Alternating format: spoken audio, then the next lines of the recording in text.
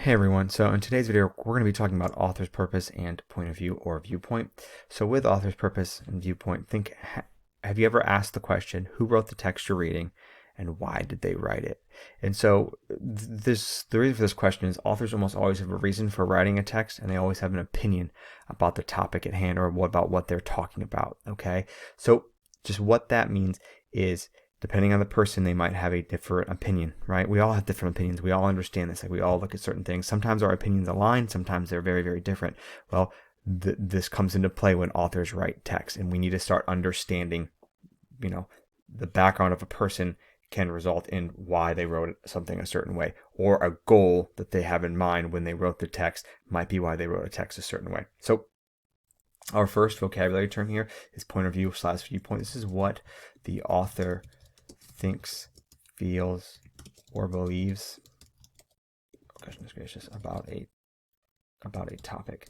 Now with that, right, most of the time this is the author's opinion about the topic. Now remember, a topic is just one word. It's not many words, it's just one word, just one topic. Now with this viewpoint, with this opinion, point of view used to be first, second, and third, and it still is first, second, or third person, the way an author wrote it. But now it's moving into, like, again, what the author feels or believes or thinks, their opinion. So point of view is kind of shifting, but so I want to talk about that so you notice it when you see it. It might be asked that way, but it is always the viewpoint, just how they view what they're writing, how they view that topic, okay? So the author's purpose, the main reason an author writes a text, and then oh goodness gracious, second thing here, at its base, the reason could be to inform, persuade, or explain. So just thinking here, we all know how I feel about the Los Angeles Chargers and the Kansas City Chiefs.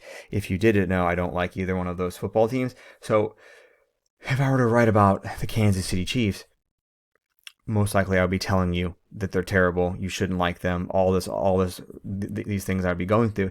And it'd be pretty obvious through that writing that my viewpoint is I don't like the Kansas City Chiefs. Now, that should come through my tone, through my language, through however I'm writing. And then my purpose, if I'm writing it that way, most likely you can infer, if it's not already just obvious, that I'm trying to persuade you or convince you to not like the Chiefs as well.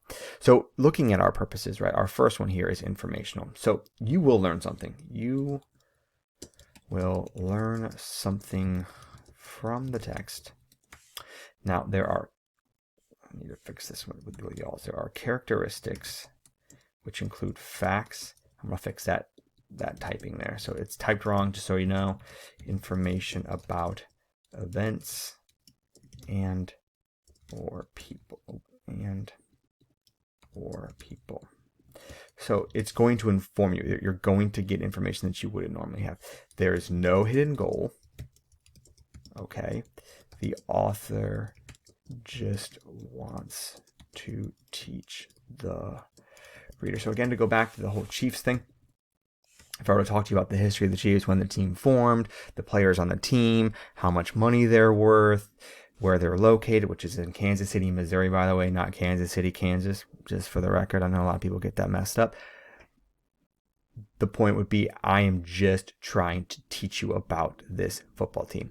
Whereas persuasive, I kind of already talked about it, but here, the author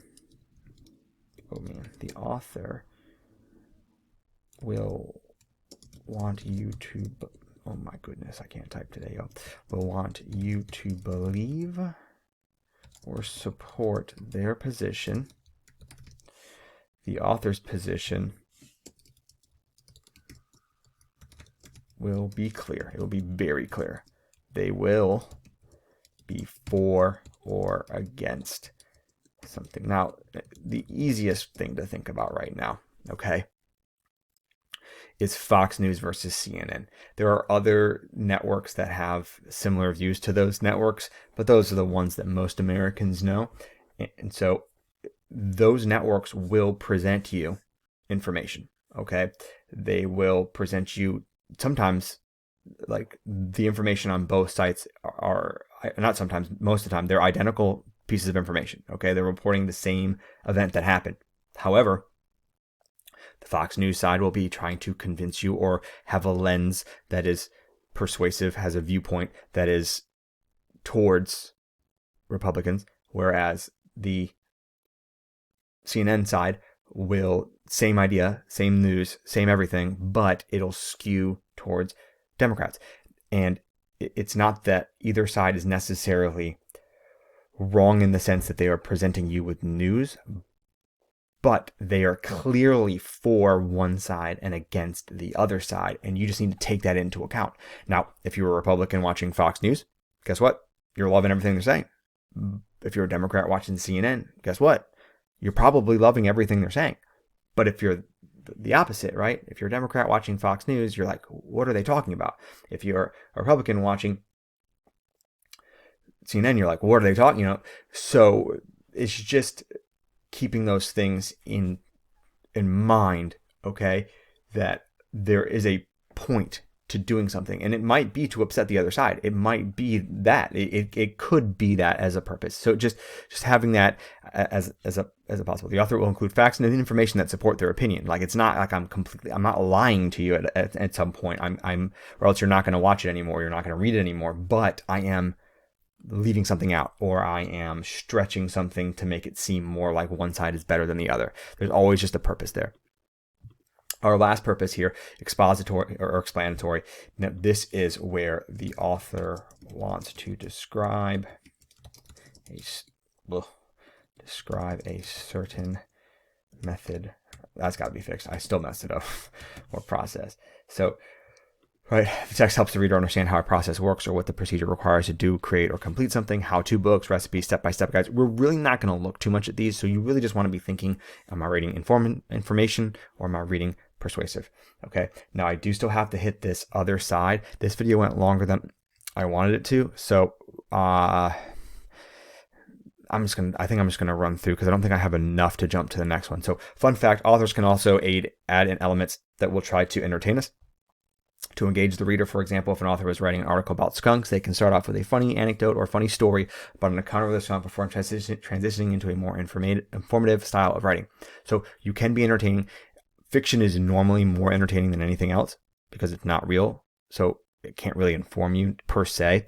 Okay, so there are steps, just like there were steps with the other ones. Okay, for the most part, I've typed everything out for you in the steps. That's why I'm just continuing with the video. Outside of bias, you're really not required to do anything except type in what each step is. So our first step here is actively read the text. And this is what we are trying to do all the time. We just want to be active readers in the text. So as you read, highlight information, facts, and important details, reflect and think about why the author is sharing this information. Now, step 2 is determine the structure of a text, which you've already done. So you're already doing this. You should be doing this, right? And so just remembering that we are determining how the text was structured. And here are the text structures again. And then step 3, right, is again something that we've already been doing as well, is check out the text features. So you're really kind of doing all these steps anyway. It's just you're continuing to do those steps and making sure that you're doing it. And oh my goodness, I did not type in this. I think I'm just going to put this right. I think I'm just going to put this directly in because for the sake of time in this video. Okay.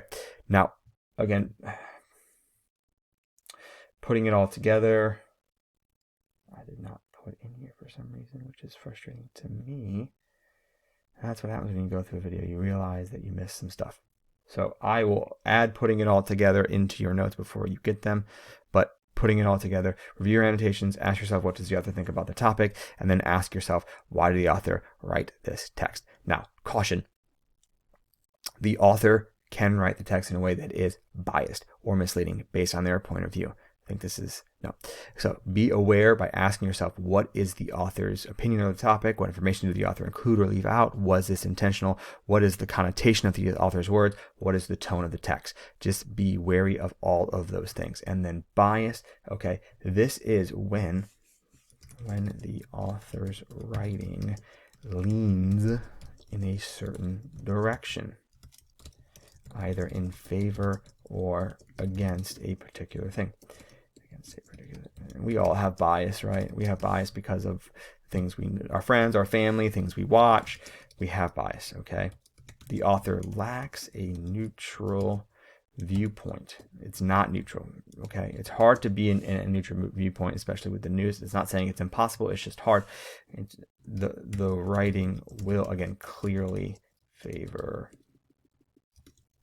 one idea, person, or argument. Sorry for how long this video is. Over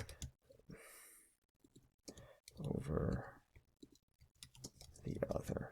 Now, we'll talk more about bias. There is a quizzes that I want you to work on, and then after the quizzes, there is a practice. There are 3 videos and 2 articles. Okay, this is attached to your notes. Again, I hope that, I'm sorry for how long it was. Hopefully it'll let me upload it to YouTube. All right, thank you guys for watching. Bye, everyone.